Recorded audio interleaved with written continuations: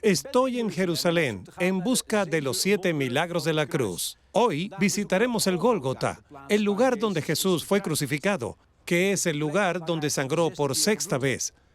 En este capítulo vamos a meditar sobre la pregunta de por qué realmente fue crucificado Jesús. ¿Tenemos una buena respuesta? Bienvenidos a los 7 milagros en Jerusalén.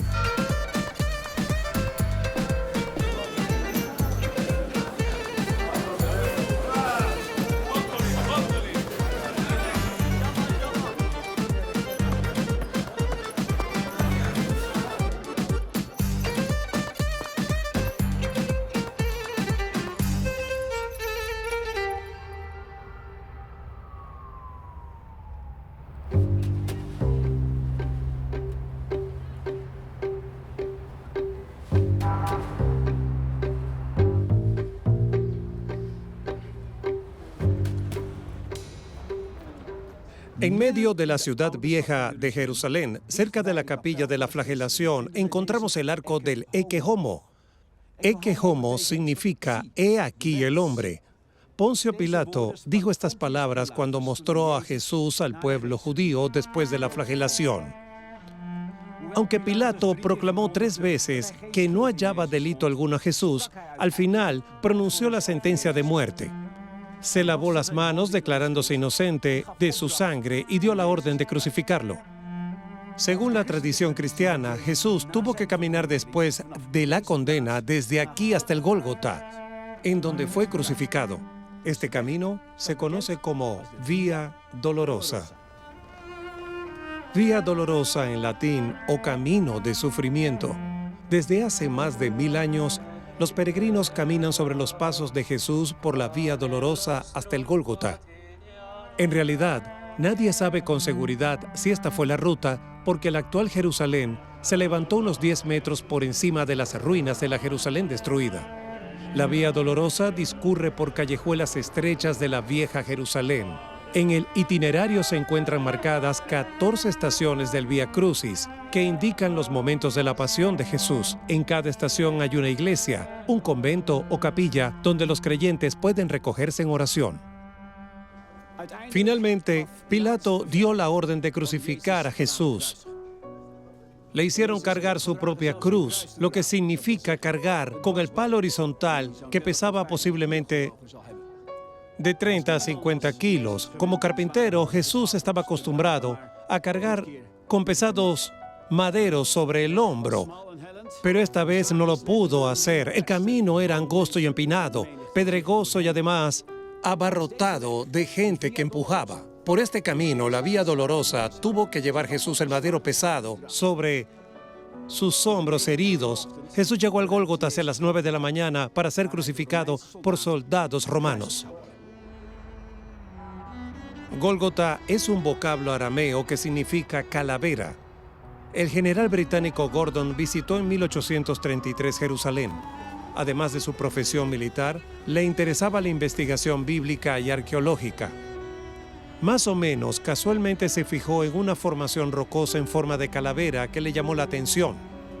¿Podría ser esa la calavera del Gólgota, la colina donde Jesús fue crucificado? Iré a observar este lugar desde cerca. Este es el lugar donde el general británico Gordon le pareció posible que haya ocurrido la crucifixión de Jesús. Si te fijas bien detrás de mí, posiblemente consigues reconocer la forma de una calavera. Pero no me impresiona tanto como al general Gordon, porque ahora hay aquí una estación de autobús y huele muy mal. Hay mucho ruido y no quiero quedarme reflexionando acerca de la horrible crucifixión. La describí con detalles en mi libro Los 7 milagros de la cruz. Voy camino del parque arqueológico a los pies del monte del templo. En el terreno hay un muro de 55 metros de altura que pertenecía al segundo templo.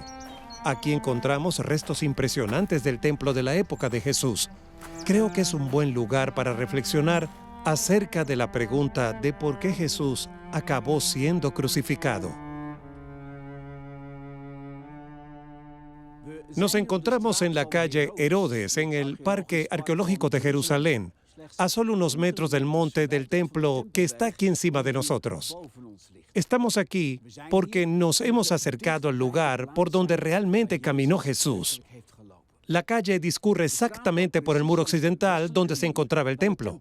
Cuando los romanos destruyeron Jerusalén en el año 70 después de Cristo, las ruinas del templo quedaron junto al muro. Hace años, durante unas excavaciones arqueológicas, salió a la luz esta calle junto a gran cantidad de restos del templo destruido. En uno de los bloques de piedra hay una inscripción en hebreo. Es una pieza original del templo de Jerusalén. El escrito grabado en hebreo dice: el lugar del toque de trompeta. La forma de la piedra y la inscripción nos indica que era parte del parapeto de la torre del templo, desde donde el sacerdote tocaba un cuerno de carnero para anunciar el comienzo y el fin del Shabbat, de las fiestas judías. El Viernes Santo, a las 3 de la tarde, desde este bloque de piedra, se hacía sonar con fuerza el cuerno por toda Jerusalén para anunciar que el Cordero de Pascua había sido sacrificado en expiación del pecado del pueblo.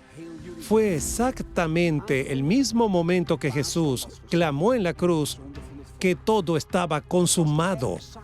El Cordero de Pascua del templo y el Cordero de Dios en la cruz murieron ese Viernes Santo en el mismo momento.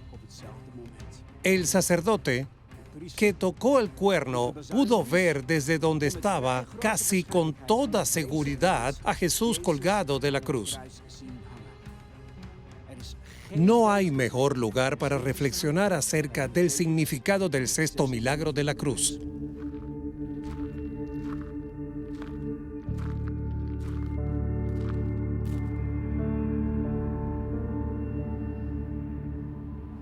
Isaías profetizó unos 600 años antes de nacer Jesús que sería crucificado. En Isaías 53 dice: pero Él fue herido por nuestras transgresiones. El castigo que nos trajo paz fue sobre Él. Isaías sabía que Jesús no solo cargaría con nuestros pecados, sino también que, por medio de la crucifixión, cargaría con el castigo, el juicio de Dios contra nuestros pecados para que podamos reconciliarnos con el Padre. La crucifixión, que duró 6 horas, fue para Jesús una sinfonía torturadora de dolor que aumentaba con cada movimiento. Incluso una pequeña brisa sobre su piel le podía causar un dolor agonizante. Sus labios estaban agrietados. Su boca y garganta estaban tan secas que no tenía saliva para tragar. Su voz estaba tan ronca que apenas podía hablar. La última vez que bebió algo fue en la cena pascual, en el cenáculo. No había dormido, había sudado sangre. Lo habían golpeado con una vara en la cara. Le habían arrancado pelos de la barba. Le habían hecho jirones la piel de su espalda. Afiladas espinas le habían penetrado el cuero cabelludo. Sangrando por la cabeza, la espalda, las manos y los pies, el cuerpo de Jesús estaba tan herido que muchos ya no soportaban verlo y apartaban el rostro. En la cruz Jesús cumplió sus palabras. Nadie tiene mayor amor que este, que uno ponga su vida por sus amigos.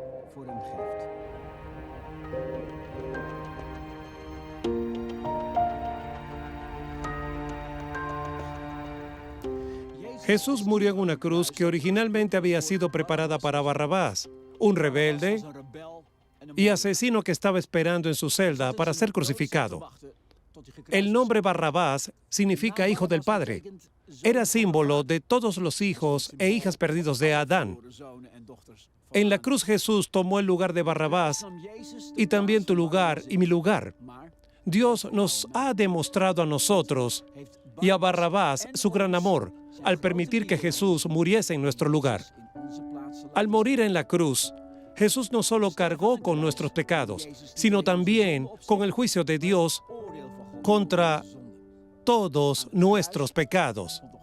En la cruz hubo un intercambio divino. Jesús cargó con el castigo que nosotros merecíamos para reconciliarnos con Dios. Diría el apóstol Pablo, Dios demuestra su amor para con nosotros en que, siendo aún pecadores, Cristo murió por nosotros.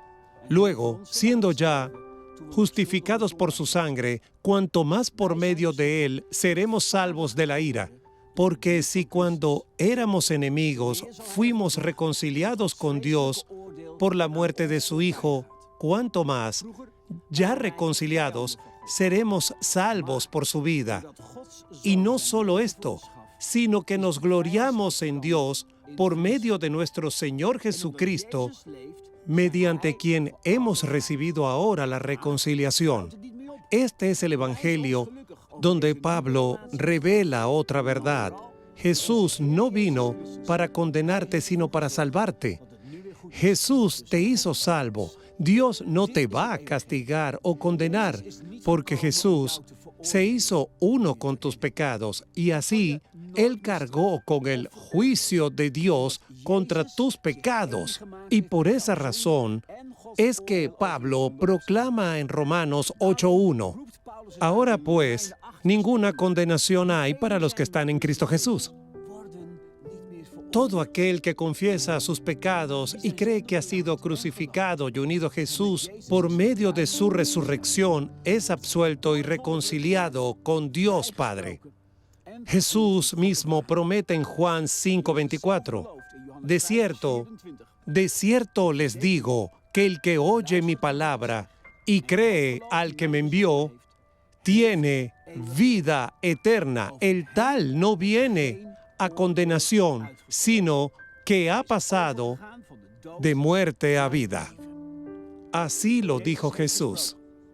Dios te está esperando con los brazos abiertos.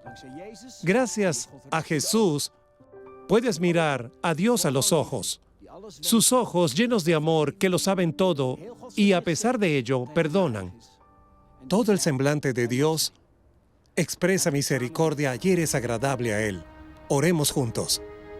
Padre Celestial, gracias porque Jesús no solo cargó con mis pecados, sino también con el castigo que era consecuencia de mis pecados. Gracias porque Jesús no vino para condenarme, sino para salvarme.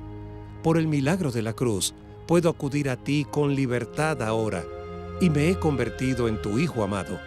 Me amas tanto como amas a Jesús. Ayúdame a comprender lo que tuvo que soportar Jesús por mí para que no me vuelva nunca indiferente o débil en la fe.